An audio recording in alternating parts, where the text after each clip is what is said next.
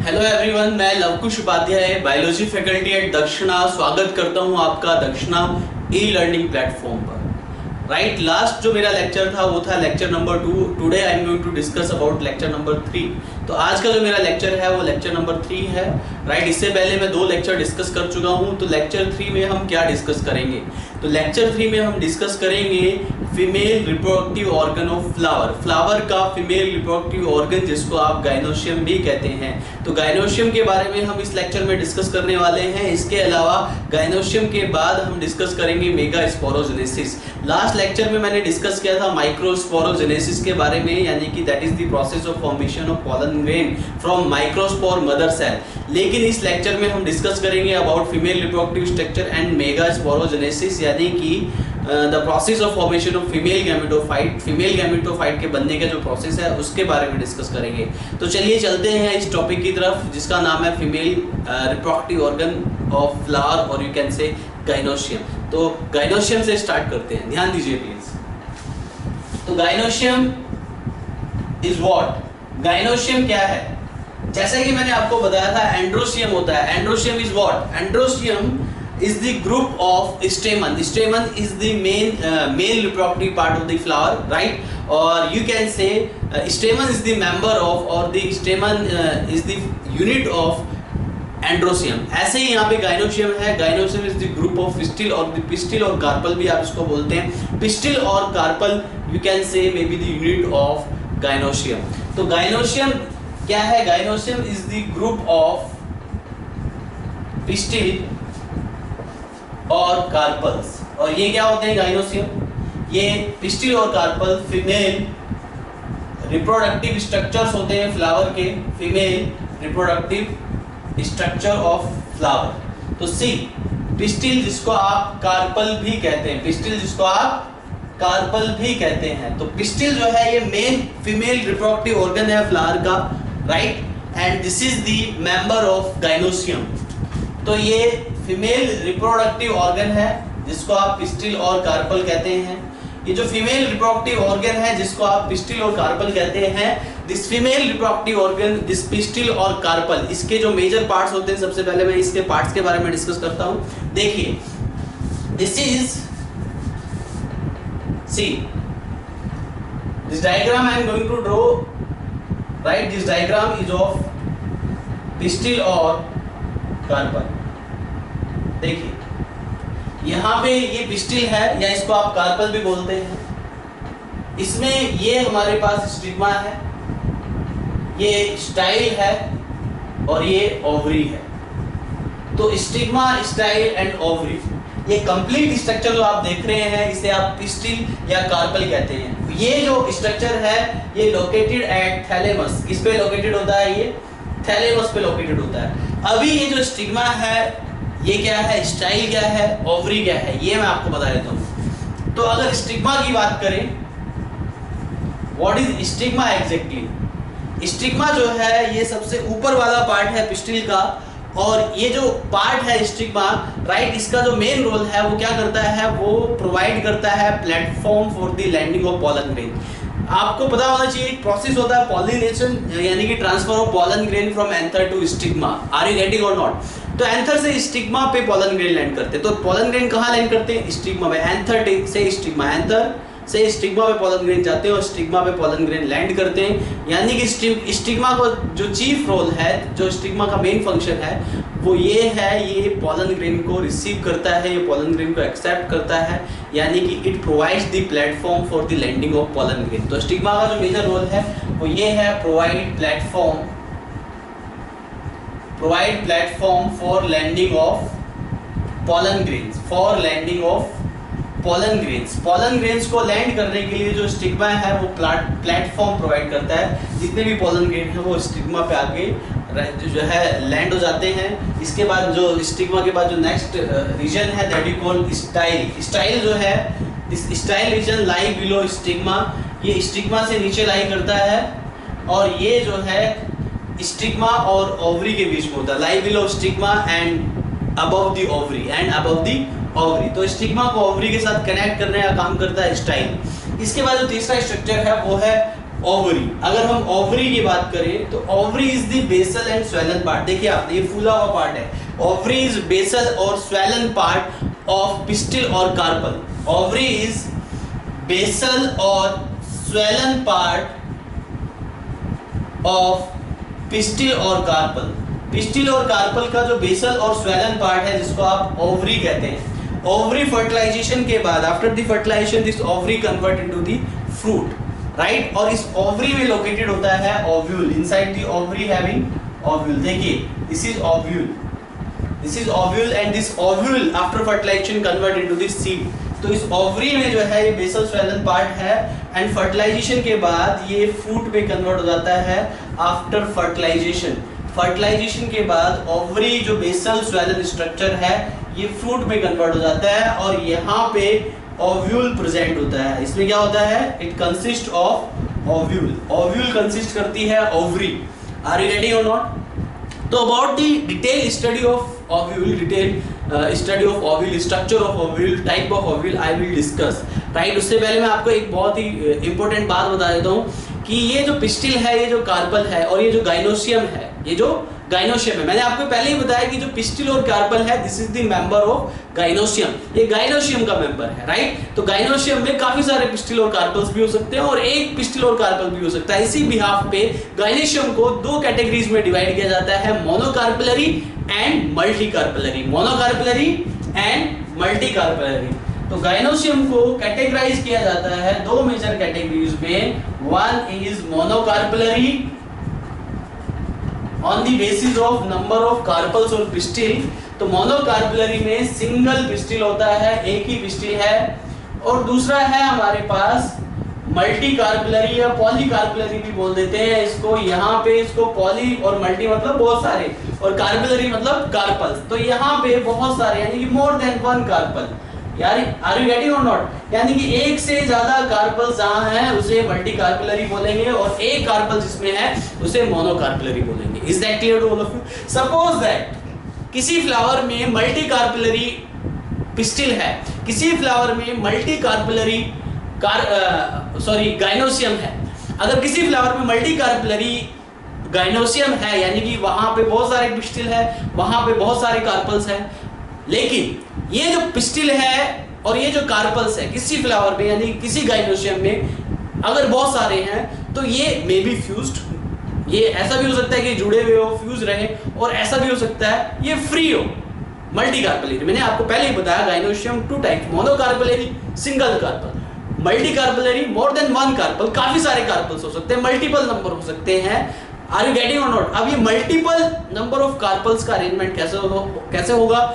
क्या ये फ्यूज हो सकते हैं, क्या ये फ्री हो सकते हैं? इसी बिहाफ पे मल्टीकार्पलरी ओवरी को या फिर मल्टीकार्पलरी गाइनोसियम को टू टाइप्स में डिवाइड करते हैं। There are another two types of gynoecium. कौन सा gynoecium? Multicarpellary gynoecium. There are other two types of gynoecium. One is सी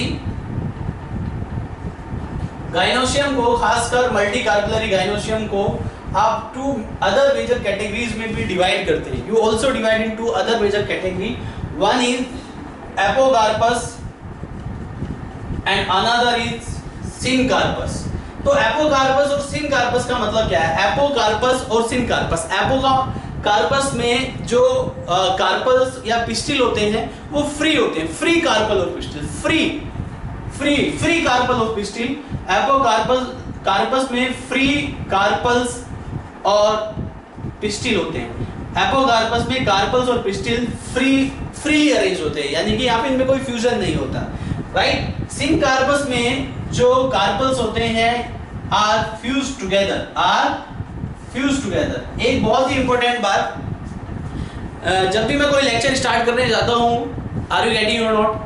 तो जैसे कि चैप्टर में स्टार्ट करने जा रहा हूँ तो मैं जो भी आपको पढ़ा रहा हूँ यहाँ पे, इसके साथ साथ पढ़ाते टाइम एक बात ध्यान रखिएगा, आपके पास एक नोटबुक होनी चाहिए, एक पेन होना चाहिए, राइट। कुछ इन्फॉर्मेशन ऐसी होती है मैं बोल देता हूँ लेकिन यहाँ पे नहीं लिख पाता हूँ। तो ये जितनी भी इंफॉर्मेशन है जो मैं यहाँ पे डिलीवर कर रहा हूँ इसको आपको नोटबुक में नोट डाउन करना है। और दूसरी एक बहुत ही इंपॉर्टेंट बात, कुछ पॉइंट्स यहाँ पे ऐसे है, मेजॉरिटी ऑफ पॉइंट्स यहाँ पे एनसीईआरटी के सारे पॉइंट्स कवर कर दिए जाते हैं। मैं सारे एनसीईआरटी के पॉइंट्स को माइंड में रख के चलता हूँ और आपके जितने भी एनसीईआरटी के पॉइंट्स हैं वो सब कवर हो जाते हैं। लेकिन एक नोटबुक के साथ आपकी एनसीईआरटी की बुक भी आपके सामने होनी चाहिए, क्योंकि एनसीईआरटी की बुक्स में काफी सारे डायग्राम्स दिए हैं जो कि बहुत ही इंपॉर्टेंट है। कुछ मेन पॉइंट ऐसे हैं जो मैं यहाँ पे बोलता हूँ कि बहुत इंपॉर्टेंट है, उसको आप हाईलाइट भी कर सकते हैं। अगर आप एनसीईआरटी की किताब है तो उसको आप हाईलाइट कर लीजिए या नोटबुक में लिख लीजिए साइड में, right, that will be very easier to you, right, for your, मतलब अगर आप बाद में आप रिवीजन करेंगे तो उसके लिए बहुत आसान रहेगा ये। तो ये हो गया गाइनोशियम। गाइनोशियम में एपोकार्पस सिनकार्पस, अगर आपके पास एनसीईआरटी है तो इसको खोल के देखिए जरा। एपोकार्पस में सिनकार्पस दोनों के डायग्राम दिए हुए हैं और दोनों के एग्जांपल भी दिए हैं। इसके एग्जांपल बहुत ही इंपॉर्टेंट है, एग्जाम में पूछा जाता है what are the examples of apocarpous, what are the example of syncarpous. कभी-कभी क्या होता है कि हम जो है एनसीईआरटी अच्छे से पढ़ लेते हैं, हम जो है नॉर्मली नोट्स अच्छे से स्टडी कर लेते हैं, प्रिपेयर कर लेते हैं, लेकिन एनसीईआरटी में कुछ एग्जांपल्स दिए होते हैं, उन एग्जांपल से डायरेक्टली क्वेश्चन आते हैं जो कि हमारे माइंड से स्किप हो जाते हैं। Are you getting or not? वो एग्जांपल्स एनसीईआरटी का ईच एंड एवरी एग्जांपल बहुत ही इंपॉर्टेंट है, क्योंकि वो एग्जांपल्स डायरेक्टली आपको क्वेश्चंस में कहीं ना कहीं मिल जाएंगे। Are you getting or not? तो एग्जांपल्स को भी साइड बाय साइड लिखना है, राइट, उसको हाईलाइट करना है। Are you getting or not? तो यहाँ पे जो एग्जांपल मैं बता रहा हूँ इसका बहुत ही इंपॉर्टेंट है। एपोकार्पस फ्री कार्पल्स होते हैं, पिस्टिल होते हैं, और इसका जो बेस्ट एग्जांपल है वो कौन सा एग्जांपल है? इसका एग्जांपल है मार्केंटिया। इसका एग्जांपल है मार्केंटिया। एपोकार्पस यानी कि फ्री कार्पल्स, इसका एग्जांपल एनसीईआरटी में दिया हुआ है मार्केंटिया। क्या दिया हुआ है? मार्केंटिया दिया हुआ है। वही सिनकार्पस, सिनकार्पस का एग्जांपल एनसीईआरटी वाले ही याद रखना है आपको। एनसीईआरटी के बाहर कोई भी एग्जांपल्स नहीं पूछे जाते हैं जनरली, तो बेसिकली आपको एनसीईआरटी के एग्जांपल्स को फोकस करना है, बाकी एग्जांपल्स को पढ़ने की जरूरत नहीं है, राइट। तो यहाँ पे जो सिनकार्पस है उसका जो एग्जांपल है, सिनकार्पस में आता है पैपेवर। तो पैपेवर एक प्लांट है, इसको पॉपी प्लांट भी बोलते हैं, पैपेवर सेमिनिफेरम बोला जाता है इसको, राइट। तो पैपेवर में जितने भी कार्पल्स और पिस्टिला फ्यूज हैं, एपोकार्पस में जितने भी फ्री कार्पल्स और पिस्टिला सब फ्री हैं। Are you getting or not? these are two examples of multi carpellary gynoecium, यानी कि जहां पे बहुत सारे कार्पल्स है, तो कार्पल्स में भी फ्यूज और कार्पल्स में भी फ्री। इसके बाद हमारा आता है नेक्स्ट टॉपिक, ये होगा गाइनोसियम। इसके बाद I am going to discuss in detail about the structure of ovule. Ovary में ओव्यूल प्रेजेंट होता है, आफ्टर फर्टिलाइजेशन ये ओव्यूल सीड में कन्वर्ट हो जाता है, और seed is also be known as miniature plant. Seed को आप मिनिएचर प्लांट भी कहते हैं, इसलिए कहा जाता है कि जब सीड मिट्टी के कांटेक्ट में जाता है, सॉइल के कांटेक्ट में आता है, तो जब सीड का जर्मिनेशन होता है तो उससे एक प्लांट निकल आता है, right. After the germination of seeds plants will arrive. तो सीड्स को मिनिएचर प्लांट भी कहते हैं। तो sexual reproduction in flowering plants, flowering plant में जो सेक्सुअल रिप्रोडक्शन है that is impossible without seed formation, क्योंकि seed is the only link between two generation of plants. दो जनरेशन के बीच का जो लिंक है वो सीड है, और सीड किससे डेवलप होता है? ओव्यूल से। तो देखिए ओव्यूल ध्यान से, अगर बात करें ओव्यूल की, राइट, तो ओव्यूल का स्ट्रक्चर मैं ड्रॉ कर देता हूं यहाँ पे। ओव्यूल कहां प्रेजेंट होता है? ओव्यूल प्रेजेंट होता है ओवरी में, राइट। और ओवरी में जो ओव्यूल होते हैं मे बी सिंगल में, एक भी हो सकता है और एक से ज्यादा भी हो सकता है। हाँ, ये भी मैं आपको बता दूं, इस पे भी एनसीईआरटी में कुछ एग्जांपल्स दिए हुए हैं और ये भी क्वेश्चन आ जाता है एग्जाम में, राइट। तो इन ओवरी में बी सिंगल ओव्यूल, एक ओवरी में सिंगल ओव्यूल भी हो सकता है। Are you getting or not? अगर किसी ओवरी में सिंगल ओव्यूल है, are you getting or not, ये पॉसिबल है। Are you getting? और ओवरी में सिंगल ओव्यूल का एग्जांपल एनसीईआरटी में दिया हुआ है व्हीट, राइस एंड मैंगो। ये तीनों एग्जांपल, कोई एग्जांपल याद हो या ना हो, ये तीनों एग्जांपल आपको याद करने हैं, व्हीट, राइस, मैंगो। तो ये व्हीट, राइस और एंड मैंगो, ये तीनों एग्जांपल है, यानी कि ओवरी में सिंगल ओव्यूल भी प्रेजेंट होता है। तो सिंगल ओव्यूल के एग्जांपल है भाई ये। इसके बाद कुछ ओवरी ऐसी होती है कि उसमें may be more than one ovule, may be more than you know काफी सारे ओव्यूल हो सकते हैं उसमें। आपने देखे भी होंगे ऐसे बहुत सारे फ्रूट्स हैं जिसमें काफी सारे छोटे छोटे सीड्स होते हैं, यानी काफी सारे वो जो सीड्स हैं, काफी सारे सीड्स आप देख रहे हैं, यानी कि उसमें काफी सारे ओव्यूल हैं। Are you getting or not? तो मे बी सिंगल ओव्यूल और may be multiple number of ovules, multiple number of ovules. Single ovule भी हो सकता है और मल्टीपल नंबर ऑफ ओव्यूल्स भी हो सकते हैं। इसके भी एग्जांपल दिए एनसीईआरटी में, ध्यान दीजिएगा। इसको आप चाहे तो एनसीईआरटी में हाईलाइट भी कर सकते हैं। इसका एग्जांपल दिया है papaya, watermelon, papaya, watermelon and orchids. Papaya, watermelon and orchids, ये तीनों एग्जांपल एनसीईआरटी में दिए हुए हैं, बहुत ही इंपॉर्टेंट एग्जांपल, इनसे रिलेटेड क्वेश्चन आपको मिल जाएंगे। तो सिंगल ओव्यूल वाले example wheat, rice, mango. Multiple ovule वाले example papaya, watermelon and orchids. इसके बाद now I am going to discuss in detail about the structure of ovule. See ovule, right. तो ovule is present inside the ovary.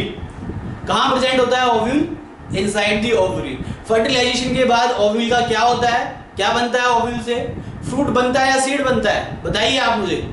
चलिए मैं बताता हूँ। Ovule से fertilisation के बाद सीड फॉर्मेशन होती है, और सीड को क्या कहते हैं? Miniature plant. और सीड क्या है? दो प्लांट के जनरेशन के बीच की एक कनेक्टिंग लिंक है सीड, राइट। पेरेंट से एक नया प्लांट डेवलप होगा through seed. Seed is the connecting link between two generation. Are you getting or not? And वो सीड इस ओव्यूल से डेवलप होता है। एनसीईआरटी में ओव्यूल का एक डायग्राम दिया हुआ है, आप देख सकते हैं उसको। ओव्यूल का डायग्राम जो है उस पे कभी कभी क्वेश्चन आ जाता है कि ये ओव्यूल कौन सा है, कौन से टाइप का ओव्यूल है। तो याद रखेगा जो ओव्यूल का डायग्राम दिया है एनसीईआरटी में, दैट इज एनाट्रोपस ओव्यूल। वो मैं अभी यहाँ पे ड्रॉ भी करने जा रहा हूँ। तो ओव्यूल की अगर बात करें, सी इसका डायग्राम बहुत ही आसान है, आप बिल्कुल ऐसे इसको ड्रॉ कर सकते हैं। देखिए यहाँ पे देखा होगा क्वेश्चन मार्क का साइन।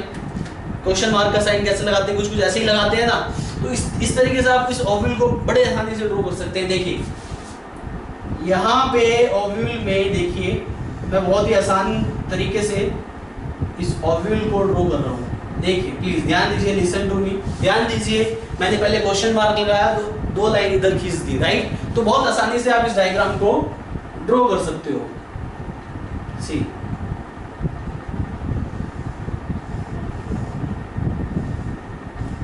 देखो मैंने कितनी आसानी से इस डायग्राम को ड्रॉ कर दिया है यहाँ पे। Please listen to me, listen carefully.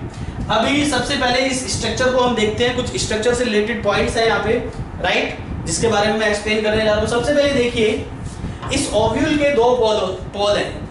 Are you getting or not? जैसे इंडिया के मैप में दो पोल नजर आते हैं, एक नॉर्थ पोल और दूसरा साउथ पोल।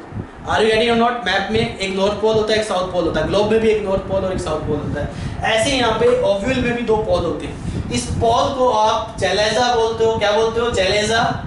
और ये जो पोल है इसको आप माइक्रोपाइल बोलते हो, राइट। तो माइक्रोपाइलर एंड चैलेजल एंड दोनों से अपोजिट होते हैं, दोनों एक दूसरे के अपोजिट है। ये चैलेजा एंड और ये माइक्रोपाइलर एंड, यानी कि this is called micropyle. Is that clear to all of you? तो ये चैलेजा एंड है, ये माइक्रोपाइल है। इसके बाद ओवरी में जो अगला ओव्यूल में जो अगला स्ट्रक्चर है, ये मैं बता रहा हूँ आपको। ये आउटर बाउंड्री देख रहे हैं आप, ये दो बाउंड्री देख रहे हैं, आउटर बाउंड्री, ये इनर बाउंड्री। तो ये जो आउटर बाउंड्री है इसे आप कहते हैं इंटेगुमेंट। ध्यान दीजिएगा, इंटेगुमेंट। कितने नजर आ रहे हैं यहाँ पे? एक और एक, दो। तो जो बाहर की तरफ है वो outer integument. Are you getting or not? और जो अंदर की तरफ है वो है inner integument. Inner integument and outer integument. So there are two types of integuments, inner integument and outer integument, right? और इन integument का काम क्या होता है ओव्यूल में, ये मैं आपको बताता हूँ। सी तो मैं पहले integument के बारे में थोड़े यहाँ पे कुछ पॉइंट्स लिख देता हूँ। integument क्या है? ये जो इंटेग्यूमेंट्स है ये प्रोटेक्टिव लेयर है ओव्यूल की भाई, प्रोटेक्टिव लेयर ऑफ ओव्यूल। भाई आपने पढ़ा होगा मॉर्फोलॉजी ऑफ फ्लावरिंग प्लांट में 11th क्लास में स्ट्रक्चर ऑफ सीड। ध्यान दीजिएगा, ध्यान से सुनिएगा मेरी बात को। तो स्ट्रक्चर ऑफ सीड में आपने पढ़ा होगा कि जो सीड है, सीड की basically there are two main layers of seed. Seeds की दो मेजर लेयर्स होती हैं, आउटर होती है टेस्टा और इनर होती है tegmen. टेस्टा and tegmen, outer is टेस्टा, inner is tegmen. तो जो टेस्टा है वो किससे डेवलप होता है? Outer integument. जो टेगमेन है वो किससे डेवलप होता है? Inner integument. Are you getting or not? तो सीड्स की जो कवरिंग है टेस्टा एंड टेगमेंट, वो कहाँ से डेवलप होती है, वो किससे डिफरेंशिएट होती है? वो डिफरेंशिएट होती है ये इंटीग्यूमेंट से। इंटीग्यूमेंट जो है ओव्यूल की प्रोटेक्टिव लेयर है, इसके अलावा बाद में सीड की प्रोटेक्टिव लेयर बन जाता है। इसके बाद यहाँ पे इंटीग्यूमेंट के बाद जो नेक्स्ट स्ट्रक्चर है वो मैं आपको बताता हूँ। Number 2 is funicle. देखिए यहाँ पे आप देख रहे हैं ये long stock like structure, this is long cylindrical structure. Can you से? इसको आप और चाहे तो नीचे तक एक्सटेंड कर सकते हैं। ये फ्यूनिकल है। क्या है भाई? ये फ्यूनिकल है ये। और ये फ्यूनिकल का काम क्या होता है ये मैं आपको बता दूं। फ्यूनिकल देखिए आप, सिलेंड्रिकल स्ट्रक्चर है। ये फ्यूनिकल की हेल्प से ओव्यूल अटैच होता है प्लेसेंटा के साथ। प्लेसेंटा के साथ ओव्यूल अटैच होता है with the help of funicle. Are you getting or not? आपको मैंने एक मॉर्फोलॉजी ऑफ फ्लावरिंग प्लांट्स में एक प्लेसेंटेशन टॉपिक पढ़ाया था 11th क्लास में। प्लेसेंटेशन मतलब the process, this is the pattern of arrangement of ovule inside the ovary. और मैं काफी सारे मैंने आपको एग्जांपल भी बताए थे, मार्जिनल, पैराइटल, है ना, फ्री सेंट्रल, तो काफी सारे उसमें एग्जांपल मैंने आपको बताए थे, बेसल। तो the pattern of arrangement of ovule inside the ovary that is called placentation. तो ओव्यूल जो अरेंज होता है, ओव्यूल जो अटैच होता है वो ओवेरियन वॉल के साथ अटैच होता है। कहाँ अटैच होता है? Ovule present inside the ovary और ओवेरियन वॉल के साथ अटैच होता है with the help of placenta. और ये प्लेसेंटा के साथ किसके साथ कनेक्ट होता है? फ्यूनिकल। किसके साथ कनेक्ट होता है? This is like umbilical of your, in case of human being आपने पढ़ा होगा ह्यूमन रिप्रोडक्शन में umbilical cord. Umbilical cord foetus को प्लेसेंटा के साथ कनेक्ट करती है। तो ये एक तरीके से इसको आप अम्बिलिकल कॉर्ड के साथ कंपेयर कर सकते हैं, और ये फ्यूनिकल प्लेसेंटा के साथ अटैच होता है। Is that clear all of you? तो फ्यूनिकल प्लेसेंटा के साथ अटैच होता है। Is that clear? This is the part of ovule that attach with placenta, that is called funicle. तो फ्यूनिकल सेकंड पार्ट है, this is funicle this is the part of ovule. ये cylindrical structure है। कैसा है भाई ये? This is cylindrical structure, और ये प्रोवाइड, ये अटैच विद, किसके साथ अटैच होता है? This structure attach with placenta. ये स्ट्रक्चर प्लेसेंटा के साथ अटैच होता है। किसके साथ अटैच होता है? This structure attach with placenta, right. और एक चीज और मैं आपको बता दूं, this placenta, this funicle, right, इस फ्यूनिकल में वेस्कुलर टिश्यू प्रेजेंट होता है जो प्लेसेंटा से नरिशमेंट लेता है और ओव्यूल को सप्लाई करता है। तो वेस्कुलर टिश्यू भी प्रेजेंट होता है जिससे जो है न्यूट्रिटिव सब्सटेंस जो है सप्लाई होते हैं टू दी ओव्यूल। ओव्यूल को न्यूट्रिएंट सप्लाई होता है। फ्यूनिकल में वेस्कुलर टिश्यूज भी प्रेजेंट होते हैं। वेस्कुलर टिश्यू क्या प्रेजेंट होते हैं इसमें? वेस्कुलर टिश्यू प्रेजेंट होते हैं जो कि ओव्यूल को essential water and minerals supply करता है। फ्यूनिकल के बाद यहाँ पे एक रीजन आप देख रहे हैं, this is called hilum. Hilum, this is called hilum. Hilum, this is the junction between funicle and main ovule body. Hilum के ऊपर जितना भी आप ये पार्ट देख रहे हैं, this is the main ovule body. तो ओव्यूल और फ्यूनिकल के बीच का जो मीटिंग पॉइंट है, जो जंक्शन पॉइंट है, उसको आप हाइलम कहते हैं। क्या कहते हैं इसको आप? हाइलम। तो hilum is what? This is junction between ovule and funicle. तो ओव्यूल और फ्यूनिकल के बीच का मीटिंग पॉइंट है, हाइलम इसको बोलते हैं। फ्यूनिकल को ओव्यूल के साथ अटैच करने का काम करता है। Are you getting or not? इसके बाद एक पॉइंट और मैं आपको बता दूं, यहाँ पे इंटरमेंट हो गया। हाँ, वेरी इंपॉर्टेंट पॉइंट। देखिए इंटरमेंट यहाँ पे आपको कितने नजर आ रहे हैं? There are two integuments. कितने इंटरमेंट्स नजर आ रहे हैं? Outer integument and inner integument. तो ये जो इंटरमेंट है, कुछ सीड्स और कुछ प्लांट्स ऐसे भी होते हैं, कुछ ओव्यूल ऐसे भी होते हैं जिसमें इंटरमेंट में भी एब्सेंट। ध्यान दीजिएगा इस बात पे। ऑन दी, और किसी किसी में ऐसा भी होता है कि एक ही इंटरमेंट होता है, किसी किसी में दो इंटरमेंट होते हैं। On the basis of number of entertainment के नंबर के बेस पे आप ओव्यूल को 3 टाइप्स में डिवाइड करते हैं। मैं लिख देता हूँ, ovules can be of 3 types on the basis of number of integuments. Number of integuments के बिहाफ पे ओव्यूल्स को 3 टाइप्स में कैटेगराइज किया जाता है। Number 1 is ategmic ovule, number 2 is unitegmic ovule, and number 3 is bitypic ovule. There are 3 types of ovule on the basis of number of integument. Number of integument के हिसाब से ovule को 3 types में divide कर दिया है। एटैक्मिक, A for absent. टैक्मिक मतलब integument, जहां पे इंटीग्यूमेंट एब्सेंट है उसको एटैक्मिक ओव्यूल बोलते हैं। यूनि मतलब एक, सिंगल, जहां पे सिंगल इंटीग्यूमेंट है उसको यूनिटैक्मिक ओव्यूल बोलते हैं, और जहां पे 2 इंटीग्यूमेंट है उसको बाइटैक्मिक ओव्यूल बोलते हैं। तो on the basis of number of integument ovules होते हैं वो 3 टाइप्स के होते हैं। एटैक्मिक जिसमें इंटीग्यूमेंट एब्सेंट है, यूनिटैक्मिक जिसमें सिंगल इंटीग्यूमेंट है, बाइटैक्मिक जिसमें 2 इंटीग्यूमेंट है। तो this is about the type of ovule on the basis of number of integuments. इसके बाद आ जाइए, ध्यान दीजिए। अब यहाँ पे जो ओव्यूल है, ये वाला जो आप एरिया देख रहे हैं इंटीग्यूमेंट के अंदर का ये जो पूरा एरिया है, ये जो पूरा एरिया है, इस एरिया को आप कहते हैं न्यूसीलस। क्या कहते हैं भाई? न्यूसीलस। तो यहाँ पे जो एरिया है, ये पूरा का पूरा एरिया न्यूसिलस है। क्या है इसको? Right, this is the main part of ovule, इसको मेजर पार्ट ऑफ ओव्यूल बोलते हैं। ओव्यूल का सबसे जो मेजर पार्ट है, ओव्यूल बॉडी का जो मेन पार्ट है उसको न्यूसिलस बोलते हैं।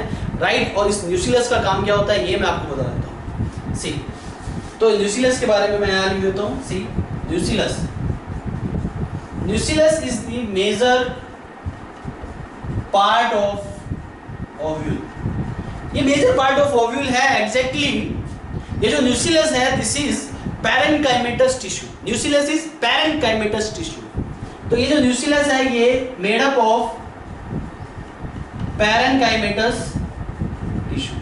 ये न्यूसिलस पैरेन्काइमेटस टिश्यू से बना होता है, इसमें पैरेन्काइमेटस टिश्यू होता है और इसका जो मेजर रोल है, the main function of this न्यूसिलस, right, इस ये न्यूसिलस सराउंड करता है एम्ब्रियो सैक को। यहाँ पे देखिए, ध्यान दीजिए, न्यूसिलस के अंदर यहाँ पे न्यूसिलस से ही डिफरेंशिएट होता है embryo sac. We can say nucellus embryo sac, जो एम्ब्रियो सैक है वो इस न्यूसिलस से डिफरेंशिएट होता है। और ये जो न्यूसिलस है, जैसे कि आपको मैंने बताया था माइक्रोस्पोरोजेनेसिस एक प्रोसेस है, तो जिसमें the process of formation of pollen grain. तो माइक्रोस्पोरोजेनेसिस में नरिशमेंट कौन प्रोवाइड करता है, ये मैं आपसे क्वेश्चन पूछना चाह रहा हूँ कि नरिशमेंट कौन देता है वहाँ पे। माइक्रोस्पोरोजेनेसिस में जो मेन न्यूट्रिशन सप्लाई कौन करता है, मेन नरिशमेंट सप्लाई कौन करता है। अब ये भी मैं आपको एक हिंट दे देता हूँ यहाँ पे कि मैंने आपको बताया था एंथर वॉल में 4 लेयर्स होती है। उन चारों लेयर में से कोई एक लेयर ऐसी है जो माइक्रोस्पोरोजेनेसिस में पॉलन ग्रेन की फॉर्मेशन के टाइम पे नरिश करती है, राइट, पॉलन ग्रेन को बनाने के लिए। तो उन चारों लेयर में से सबसे जो ज्यादा नरिशमेंट, नॉट ज्यादा या कम, नरिशमेंट कौन प्रोवाइड करता है, तो उसमें नरिशमेंट जो प्रोवाइड करता है वो कौन सी लेयर है। मैं आपको ऑप्शन देता हूँ। You have 4 option, you have 4 layers and you have 4 option. Number 1 is epidermis, endothecium, middle layers and tapetum. दोबारा सुनिएगा, epidermis, endothecium, middle layer and tapetum. इन चारों लेयर में से माइक्रोस्पोरोजेनेसिस में नरिशमेंट कौन प्रोवाइड करता है, ये क्वेश्चन एग्जाम में आ सकता है और यही क्वेश्चन मैं आपसे पूछ रहा हूँ। तो कौन प्रोवाइड करता है, तो प्रोवाइड करता है टेप्टम। टेप्टम प्रोवाइड नरिशमेंट इन माइक्रोस्पोरोजेनेसिस। अब आप ये कहेंगे कि माइक्रोस्पोरोजेनेसिस का इससे क्या लेना देना। एक्चुअल में मैं क्या बताना चाहता हूँ आपको कि वहां पे माइक्रोस्पोरोजेनेसिस में जिस तरीके से टेप्टम माइक्रोस्पोरोजेनेसिस के लिए नरिशमेंट प्रोवाइड करती है टेप्टम लेयर, वैसे ही यहाँ पे जो न्यूसिलस है मेगा स्पोरोजेनेसिस में एम्ब्रियो सैक फीमेल गैमेटोफाइट को बनाने के लिए नरिश करता है, नरिशमेंट प्रोवाइड करता है। तो ध्यान दीजिएगा मेरी बात पे कि ये टेप्टम की तरह काम करता है, ये मेगा स्पोरोजेनेसिस में हेल्प करता है, helps to nourish the embryo sac. Embryo sac is male gamete, female gametophyte, pollen grain is male gametophyte. तो फीमेल गैमेट को नरिश करने का काम करता है न्यूसिलस।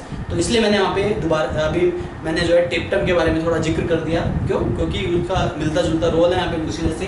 तो ये न्यूसिलस है, ये क्या कर रहा है, ये न्यूसिलस प्रोवाइड नरिशमेंट इन व्हाट, जैसे टेप्टम माइक्रोस्पोरोजेनेसिस में नरिशमेंट प्रोवाइड करता है, वैसे ये न्यूसिलस प्रोवाइड नरिशमेंट इन मेगा स्पोरोजेनेसिस। ये मैं आपको बता रहा था और ये बताना चाह रहा था और ये मैंने बता भी दिया। Very simple. Are you getting or not? This is about nucellus. Are you getting? एक चीज मैं और बता दूं, जैसे मैंने आपको बताया on the basis of integument, number of integument, ovule 3 types, ategmic, unitegmic, bitegmic. ऐसी on the basis of nucellus amount, nucellus कुछ ओव्यूल ऐसे होते हैं जिसमें हैवी न्यूसिलस अमाउंट होता है, कुछ ओव्यूल ऐसे होते हैं जिसमें हैवी न्यूसिलस अमाउंट नहीं होता है, कम न्यूसिलस अमाउंट होता है। तो उसी बिहाफ पे ओव्यूल को 2 मेजर कैटेगरीज में भी डिवाइड कर सकते हैं, राइट। इस पे भी कभी कभी क्वेश्चन आ जाता है एग्जाम में, तो ध्यान दीजिए प्लीज। तो अभी मैं बता देता हूँ on the basis of nucellus. सी,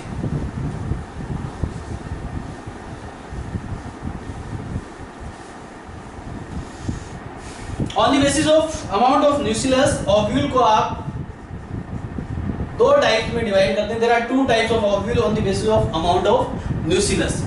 एक है क्रेसी न्यूसिलेट, देखिए न्यूसिलेट, न्यूसिलस, और दूसरा है टेनुआई न्यूसिलेट, टेनुआई न्यूसिलेट।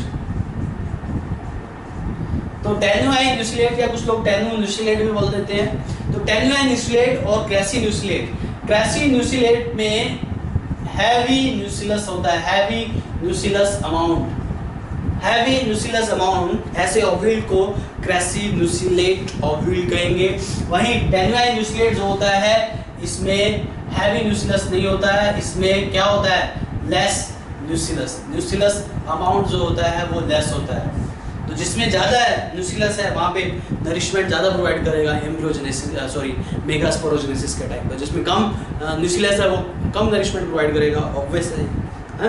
इसके बाद क्या है, सी नेक्स्ट, अभी ये this is all about the structure of sorry एक पॉइंट मैं आपको और बता दूं, मैंने यहाँ पे डिलीट कर दिया गलती से बाय मिस्टेक, इसको फिर से मैं आउटलाइन को ड्रॉ कर देता हूँ। मेरे को एक पॉइंट और बताना है इसमें आप लोगों को, जो कि बहुत ही इंपॉर्टेंट है, ये मैं बता देता हूँ आप लोगों को। सी लिसन टू मी, अब यहाँ पे क्या है, एम्ब्रियो सैक। क्या है ये, एम्ब्रियो सैक ओव्यूल के अंदर होता है। तो समझ आया, कार्पल में ओवरी, ओवरी में ओव्यूल, ओव्यूल में एम्ब्रियो सैक। तो एम्ब्रियो सैक किसमें है, सीड में। किसमें है, फर्टिलाइजेशन के बाद वो एम्ब्रियो सैक कहाँ जाएगा, सीड में। तो ये एम्ब्रियो सैक है। इस एम्ब्रियो सैक के बारे में I will discuss later, right. Embryo sac का डेवलपमेंट कैसे होता है, ये सब कुछ, फीमेल गैमेटोफाइट का डेवलपमेंट कैसे होता है, everything I will discuss later, right. अभी आते हैं नेक्स्ट टॉपिक पे।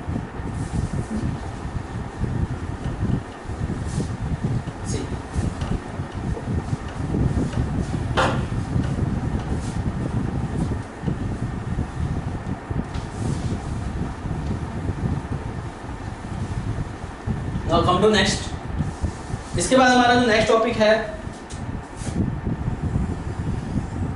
Listen, type of ovule. अब ओव्यूल में मैंने आपको माइक्रोपाइलर एंड बताया, चैलेंजल एंड बताया, फ्यूनिकल बताया, राइट। ये सब डिफरेंट पार्ट बताया, उनकी पोजीशन भी बता दी है। कभी कभी इनकी पोजीशन वेरी कर जाती है, इनकी पोजीशन चेंज हो जाती है। तो on the basis of position of chalaza, micropyle, hilum, funicle, इन सब की पोजीशन के बिहाफ पे ओव्यूल को कितनी कैटेगरीज में डिवाइड किया जाता है, इस पे कभी कभी क्वेश्चन आ जाता है। तो ध्यान दीजिए, ओव्यूल जो है बेसिकली कितने टाइप के होते हैं on the basis of position of its parts. Ovule के पोजीशन, ओव्यूल के पार्ट्स के पोजीशन के हिसाब से ओव्यूल को कितने टाइप में कैटेगराइज किया जाता है। तो सबसे पहला जो ओव्यूल है that I am going to discuss. See basically type of ovule मैं यहाँ पे सारे के सारे लिख देता हूँ, फिर one by one I am going to discuss. Number 1 is atropous ovule. Atropous ovule को ऑर्थोट्रोपस भी कहा जाता है, this is another name of atropous ovule. दूसरा है हेमीट्रोपस ओव्यूल। तीसरा है एनाट्रोपस ओव्यूल। चौथा है कंपाइलोट्रोपस ओव्यूल, कंपाइलोट्रोपस ओव्यूल। पांचवा है एम्फीट्रोपस ओव्यूल, एम्फीट्रोपस ओव्यूल। और लास्ट वाला है circinotropous ovule, circinotropous ovule. There are basically 6 types of ovule. यहाँ पे 6 टाइप्स के ओव्यूल हैं जिसको मैं डिटेल में बताने जा रहा हूँ। तो सबसे पहले आ जाइए एट्रोपस ऑर्थोट्रोपस ओव्यूल। बड़ा आसान है ये टॉपिक, बहुत ही आसान है, बस डायग्राम आप समझ लीजिए, मतलब समझ आ गया आपको, ठीक है। तो एट्रोपस ओव्यूल और ऑर्थोट्रोपस ओव्यूल। सी देखो भाई, ये एट्रोपस ओव्यूल है, ऑर्थोट्रोपस ओव्यूल है। ये ओव्यूल का इंटीग्मेंट्स, आउटर इंटीग्मेंट, इनर इंटीग्मेंट, और फिर यहाँ पे ये आपका micropylar and micropylar region, this is inner integument and this is same outer integument. See listen to me, ध्यान दीजिए, केयरफुली देखिए इस चीज को। देखो जी, बिल्कुल सीधा आपको ऐसे नजर आ रहा है, ऐसे नजर आ रहा है, बिल्कुल सीधा नजर आ रहा है ये। तो ये एट्रोपस ओव्यूल, इसको यू नो ये एट्रोपस ओव्यूल एकदम सीधा है, ये एकदम स्ट्रेट है, राइट। तो यहाँ पे ये इसको थोड़ा बैलेंस कर देते हैं हम, लाइन को खींच दिया हम, अरे थोड़ा सा इधर जा रहा है, ये लो अब सही हो गया है ना। अब देखो बैलेंस नजर आ रहा है, थोड़ा मोटा हो गया था, इसको पतला कर देते हैं भाई, अब सही है, ठीक लग रहा है। तो ये ऑर्थोट्रोपस ओव्यूल, एट्रोपस और ऑर्थोट्रोपस ओव्यूल। अब इस ओव्यूल में क्या है भाई, तो यहाँ पे ये माइक्रोपाइल है, ये माइक्रोपाइल है, ये चैलेजा है, राइट, ये फ्यूनिकल है। तो ध्यान दो मेरी बात पे, यहाँ पे ध्यान दीजिए। Micropyle chalaza funicle all lie in straight line, एक सीधी लाइन में। इसको अपराइट ओव्यूल भी कहते हैं, बिल्कुल सीधा, अपराइट मतलब सीधा। तो यहाँ पे माइक्रोपाइल चैलेजा फ्यूनिकल, ये ध्यान रखिएगा डायग्राम से, माइक्रोपाइल चैलेजा एंड फ्यूनिकल तीनों स्ट्रेट लाइन में है। ध्यान दीजिए। एट्रोपस ओव्यूल के बारे में यहाँ पे मैं लिख भी देता हूँ। एट्रोपस जो ओव्यूल है, इस एट्रोपस ओव्यूल को आप अपराइट ओव्यूल कहते हैं। क्या कहते हैं? अपराइट ओव्यूल कहते हैं इसको। और इसमें माइक्रोपाइल चैलेजा और फ्यूनिकल ये तीनों स्ट्रेट लाइन में है भाई, स्ट्रेट लाइन में। ठीक है जी, ये हो गया आपका एट्रोपस ओव्यूल, ये आपका एट्रोपस ओव्यूल है। और ऑर्थोट्रोपस ओव्यूल है और अपराइट ओव्यूल है। इसके बाद जो दूसरा है वो है हेमीट्रोपस ओव्यूल। अब इस ओव्यूल को हेमीट्रोपस कब कहेंगे? अब देखो, ये ओव्यूल आपका अपराइट है, एकदम बिल्कुल सीधा। अब इस ओव्यूल को आप ऐसे देखो, ये मेरा ये ओव्यूल मैं बता रहा हूँ, ऐसे ओव्यूल है, राइट, ये बिल्कुल सीधा है, अपराइट ओव्यूल। अब इस ओव्यूल को बेंड कर दो, ये ओव्यूल को बेंड कर दो आप 90 डिग्री एंगल पे। तो अगर ये suppose that this is ovule, this is funicle. ये फ्यूनिकल पहले ऐसे है, ये फ्यूनिकल अभी ऐसे बिल्कुल जब सीधा था ये, और ये ओव्यूल की मेन बॉडी। अब ये जो ओव्यूल है ये ऐसे था पहले स्ट्रेट, अब ये ओव्यूल में फ्यूनिकल ये हो गया, ये ओव्यूल हो गया। अब इसको 90 डिग्री से के एंगल पे बेंड कर दीजिए तो हो गया हेमीट्रोपस। बस थोड़ा सा मतलब इनकी पोजीशन थोड़ी सी बदल जाती है फिर, है ना। तो यहाँ पे देखिए, अब 90 डिग्री एंगल पे बेंड कर दिया मैंने इसको, देखो जी बड़ा आसान है 90 डिग्री पे एंगल पे बेंड करना। देखो देखो ये फ्यूनिकल है, देखो ये फ्यूनिकल है जी, ये फ्यूनिकल और ये ओव्यूल की main body, this is the main body of ovule. ठीक है जी, ध्यान दो। अब देखो इसको, ये ऐसे है, ये ओव्यूल है और ये फ्यूनिकल है। तो कितने डिग्री एंगल बन रहा है? 90 डिग्री एंगल बन रहा है, हेमीट्रोपस ओव्यूल है। अब देखो फ्यूनिकल की पोजीशन चेंज हो गई यहाँ पे। क्या है यहाँ पे? फ्यूनिकल, ये माइक्रोपाइल है, देखिए माइक्रोपाइल है ये, और ये देखिए चैलेजा है। क्या यहाँ पे? माइक्रोपाइल, चैलेजा और फ्यूनिकल स्ट्रेट लाइन में है क्या? नहीं है।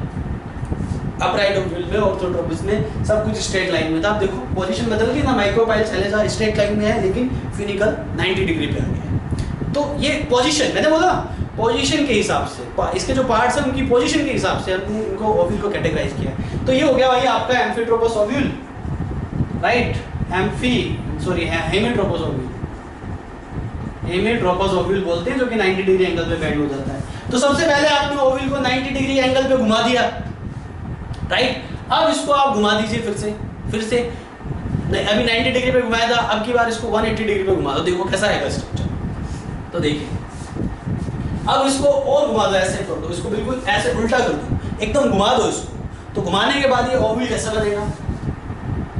देखिए देखो, मैंने पूरा ही घुमा दिया इसको, पहले ऐसे था, अब इसको मैंने बिल्कुल ही उल्टा कर दिया जी। देखो आपके लिए उल्टा कर दिया मैंने, ये बिल्कुल उल्टा हो गया। यहाँ पे क्या हो गया जी? ये उल्टा हो गया एकदम। ठीक है, तो ये यहाँ पे माइक्रोपाइल, ये आप मुझे बता सकते हैं बिल्कुल उल्टा हो गया। थोड़ी देर पहले ये डायग्राम मैंने ड्रॉ भी किया था, बताइए कौन सा ओव्यूल है ये? उल्टा ओव्यूल।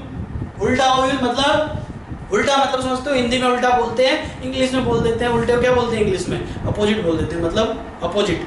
ठीक है, तो ये ओव्यूल को उल्टा कर दिया आपने, 180 डिग्री एंगल पे घुमा दिया। मतलब पहले सीधा ऐसे था, मतलब सर ऊपर पैर नीचे, अब की बार क्या कर दिया? पैर ऊपर कर दिया, सर नीचे कर दिया, है ना। अगर आपको उठा के कोई पैर ऊपर कर दे, सर नीचे कर दे, यानी कि आपकी बॉडी को कितने डिग्री एंगल पे घुमा दिया? उल्टा कर दिया, आपको बिल्कुल उल्टा लटका दिया, यानी कि आपकी बॉडी को 180 डिग्री एंगल पे घुमा दिया। ये हो गया आपका एनाट्रोपस ओव्यूल। कौन सा ओव्यूल है?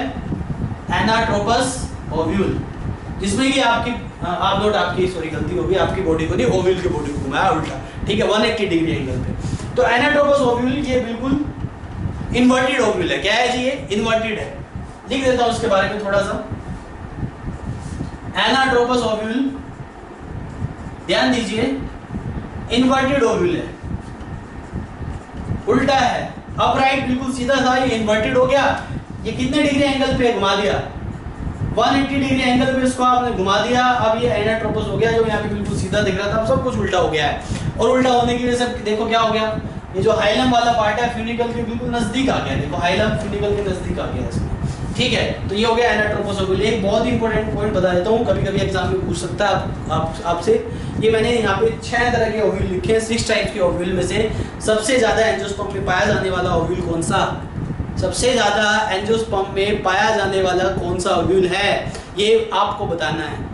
ऑप्शन आपके पास 6 है, वैसे तो एग्जाम में 4 ऑप्शन होते हैं, बट हमने आपको यहाँ पे 6 ऑप्शन दिए हैं। कितने ऑप्शन दिए हैं यहाँ पे आपको, 6 ऑप्शन दिए हैं, मतलब 6 ऑप्शन है आपके पास। 6 ऑप्शन में से कोई एक ऐसा ऑप्शन है जो सबसे ज्यादा एंजियोस्पर्मिक प्लांट में होता है, क्या ये आप मुझे बता सकते हैं, ये आप मुझे बता सकते हैं। लेकिन अब मैं सबसे पहले आपको बता देता हूँ, आपको बताने से पहले मैं बता देता हूँ आपको कि यहाँ पे जो सबसे ज्यादा ओव्यूल पाया जाता है एंजियोस्पर्म में वो है एनाट्रोपस ओव्यूल। एनाट्रोपस ओव्यूल सबसे ज्यादा पाया जाता है एंजियोस्पर्म में। 80% angiospermic families having this anatropous ovule 80% angiosperms में होता है। कितने परसेंट एंजियोस्पर्म में होता है, 80% एंजियोस्पर्म में होता है।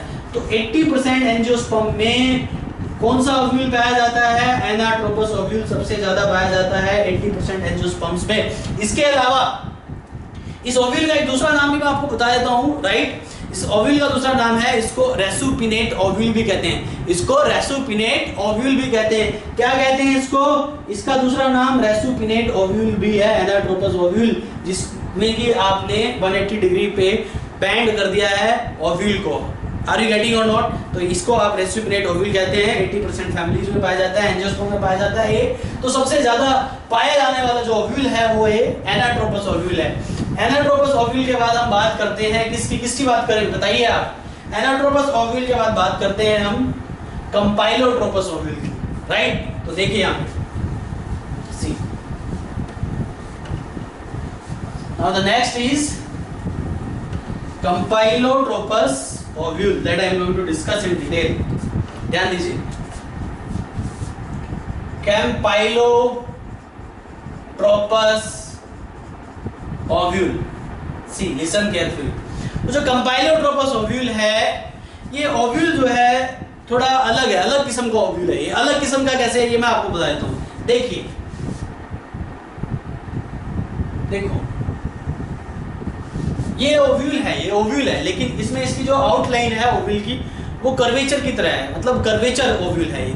Are you getting or not. यानी कि सी, मतलब इसमें जो है इरेगुलर बाउंड्रीज हैं, आगे भी कह सकते हैं कि यहाँ पे इरेगुलर